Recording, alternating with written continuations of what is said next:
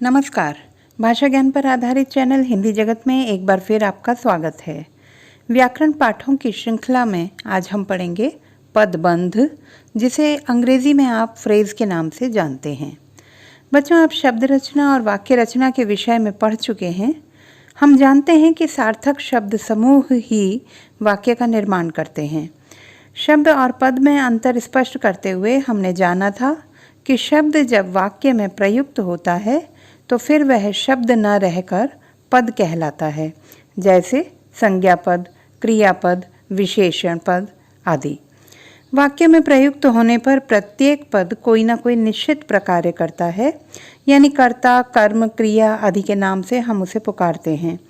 परंतु जब एक से अधिक पद मिलकर वही कार्य यानी कर्ता, कर्म, क्रिया आदि का कार्य करने लगें तो उन्हें पदबंध के नाम से जाना जाता है।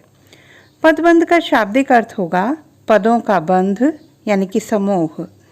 परिभाषित रूप में कहें तो वाक्य में जब एक से अधिक पद मिलकर एक इकाई की तरह कार्य करते हैं तो वे पदबंध कहलाते हैं। जैसे राजा दशरथ के पुत्र राम ने रावण को मारा। इस वाक्य में मुख्य कर्ता राम है, परंतु यहाँ अन्य शब्द राजा दशरथ के पुत्र राम के साथ जुड़कर भी कर्ता की ही भूमिका निभा रहे हैं, अतः यह पदबंध का उदाहरण होगा। आइए समझते हैं पदबंध की रचना एवं स्वरूप।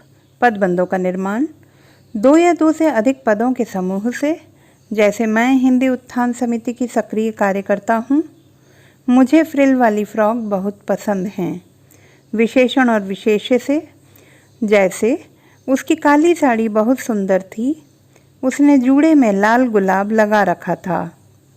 दो पदों के बीच काके की के आने से, जैसे यह दीपक की गाड़ी है, मीत का भाई सोहम प्रख्यात कवि है। वाक्य के अंत में क्रियाओं के समूह से, जैसे भैया कल ही चले गए थे, अंधेरे में कुछ भी दिखाई नहीं दे रहा था। इन सभी वाक्यों में रेखांकित पद पदबंध के उदाहरण हैं। आइए इस तालिका के माध्यम से शब्द, पद और पदबंध के अंतर को समझें। इस समय स्क्रीन पर आप इनकी तालिका देख रहे हैं। उदाहरण देखिए। शब्द है लड़का, वाक्य में प्रयुक्त होने पर पद बनकर हुआ लड़के ने, और पदबंध के रूप में होगा उस मेधावी लड़के ने। इसी तरह दूसरा उदाहरण देखें तो मूल शब्द है अच्छा, वाक्य में प्रयुक्त होने पर लिंग के अनुसार परिवर्तित होकर बना अच्छी, और पदबंध के रूप में देखें बहुत अच्छी है। इस तालिका में अन्य नए शब्द जोड़ें और उन्हें पद और पदबंध के रूप में लिखें। यह अभ्यास पदबंध को समझने में बहुत सहायक सिद्ध होगा। पदबंधों को विस्तार पूर्वक समझने के लिए इसे 5 भेदों में विभक्त किया जाता है।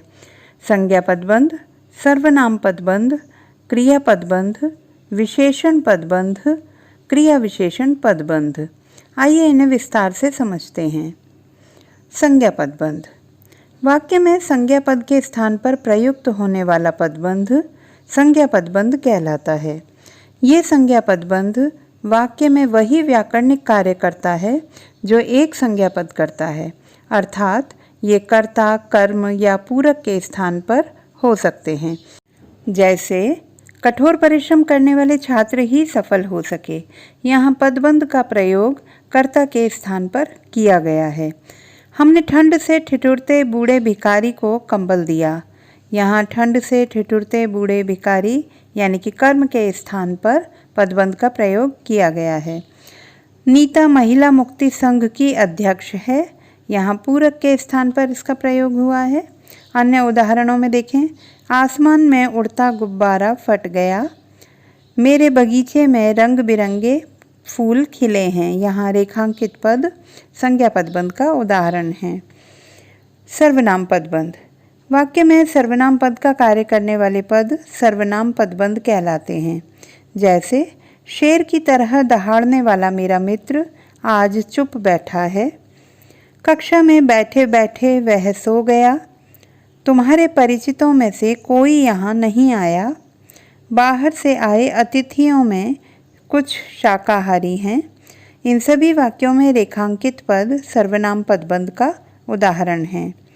विशेषण पदबंध। जब कोई पद समूह किसी संज्ञा या सर्वनाम की विशेषता का बोध कराए तो वह विशेषण पदबंध कहलाता है। यहाँ ध्यान दीजिए कि संज्ञा पदबंध में से यदि संज्ञा शब्द को छोड़ दिया जाए तो शेष अंश विशेषण पदबंध कहलाता है। जैसे संज्ञा पदबंध आसमान में उड़ता गुब्बारा में से संज्ञा शब्द गुब्बारा हटा दें तो शेष आसमान में उड़ता विशेषण पदबंध होगा। विशेषण पदबंध के उदाहरण देखिए। गला हुआ सेब उठाकर फेंक दो, पार्क में दौड़ता बच्चा गिर गया, लाल साड़ी वाली महिला बहुत सुंदर है, सफ़ेद रंग का फूल तोड़ लाओ। इन सभी वाक्यों में रेखांकित पद विशेषण पदबंध के उदाहरण हैं। क्रिया पदबंध। जब एक से अधिक क्रियापद मिलकर क्रिया का कार्य संपन्न करते हैं तो उसे क्रिया पदबंध कहते हैं। जैसे आकाश ने खाना खा लिया है, वाक्य में खा लिया है पदबंध खा प्लस लिया है क्रियापदों से बना है और वाक्य में क्रिया की भूमिका निभा रहा है, इसीलिए यह क्रिया पदबंध है। अन्य उदाहरण देखिए।